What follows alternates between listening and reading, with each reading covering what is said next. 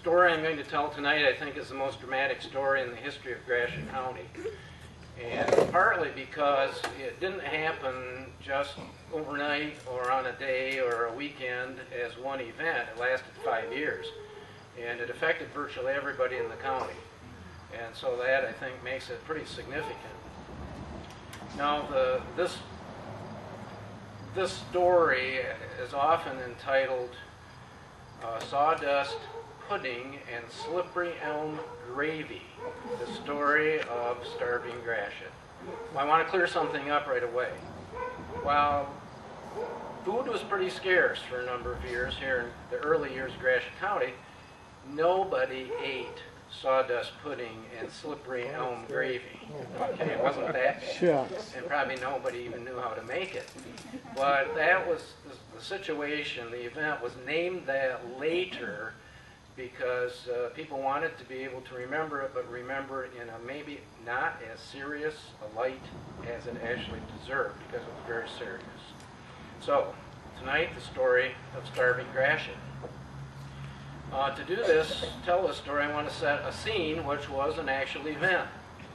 A little 4-year-old girl came to live with the Roman Filer family in North Shade Township. North Shade is down in the southwest corner of Gratiot County. Why she came to live with them, I don't know. Maybe she'd been orphaned. We don't know that.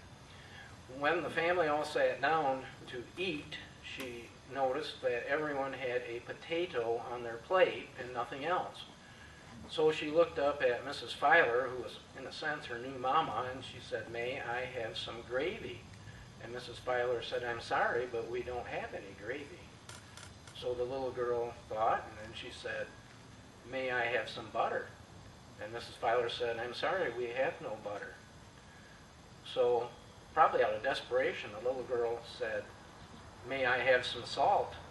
And Mrs. Filer said, "I'm sorry, we don't even have salt. But one day soon, we'll have lots of gravy and butter and salt."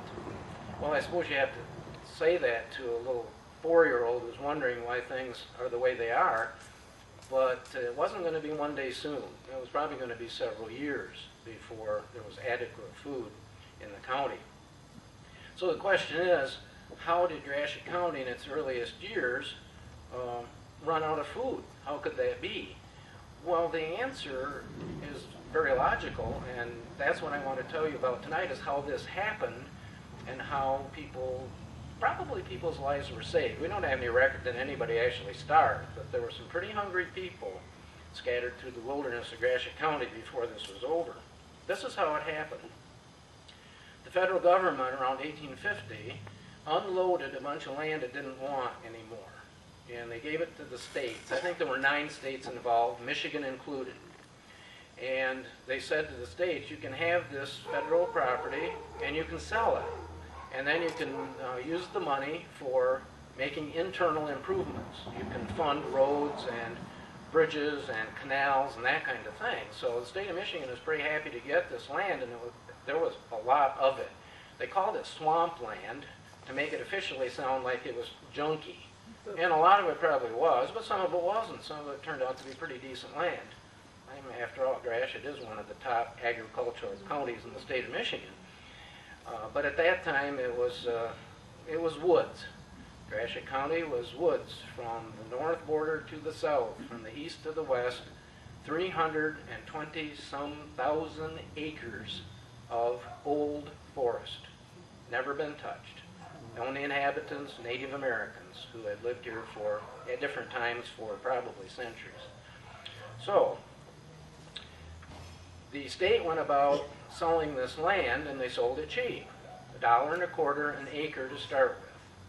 Then they lowered it to 75 cents, and finally, after a couple of years, using land that was probably light, like sand, or maybe actually swampy, they lowered it to 50 cents an acre to see if they could unload some of that, which they did.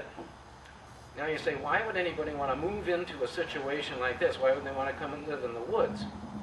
Well, picture yourself as the second or third son of a farming family in Ohio, Indiana, southern Michigan. everybody knows that the oldest son is going to farm with dad, and guess what he's going to end up with? The farm. What are you going to do if you're the second son or the third son? You probably don't want to take on a mortgage that's going to take you probably your lifetime to pay off by buying a neighboring farm that comes up for sale, especially if it's all under cultivation and it already has farm buildings. That's going to be very expensive. And so when you hear that land is going cheap up in the middle of Michigan, might as well take a chance. And believe me, a lot of guys took a chance. They came up from those neighboring states or the southern part of this state, and they crossed the Maple River at Maple Rapids and came up to see what they could see and maybe get some land. Often they traveled in pairs, which was simply for safety. You're out in the woods with wild animals, you don't know what could happen to you. Being out there alone is not smart. So they would usually have a piece of canvas, and in it they would have a blanket, maybe a bag of beans or a little bag of flour, a skillet. Beyond that, probably not much, just enough food to get them in and out of the woods. And so they came up the Indian trails, and then they branched off and into the woods. And the other thing that they had was a plat map, a piece of a plat at least, the area that they were looking at, that they had gotten from the land office, and they wanted to know where the land, how the land fit into a description so that they could actually go to the land office and say, I want this piece of property. Well, it wasn't too hard because the surveyors had been through, I don't know, 10, 15 years before, and wherever the sections crossed, where 4 square miles came together, they had either put a slash on a tree and carved some numbers in telling what those sections were, or they had driven a stake into the ground with that information on it. So when they actually saw land that looked attractive, they had to walk around and find the surveyor's marks so that they could record those on their little piece of map, and then they would walk to Ionia, where the land office was located, and there they would say, I want this piece of property that's, this quarter or whatever of this section in this township. And they paid the money, and they got the documentation that it was now theirs, and it was marked sold on the master map there. And so that's what was going on as people came into the wilderness. Now, this was, I would say it was almost a frightening wilderness to come into because of the forest and the thickness of the forest. The canopy of trees was so thick that in broad daylight, there were whole areas the sun did not penetrate at all. And that was where they were coming to live. And those were the trees that were going to have to be cut. And you had to do it with an axe, one blow at a time. So it was very hard work, and they anticipated that. But after they bought the land, where did they go? Well, some of them stayed, but some of them went back because they needed to amass some money to buy some supplies. It was customary to come into the wilderness with at least a year's worth of food. You would probably bring it in by ox-drawn wagon. It was important that you had tools. It was important that you may have had a little bit of money, but money was not big in the wilderness or on the frontier as far as coins. Not many coins were used. It was almost all done with bartering. So they went back to get those things so they could come back and actually cut trees, build log cabins, start clearing the area around the cabin to make what turned out to be pitiful little fields. And that was the plan. It wasn't that they didn't have a plan. They did have a plan.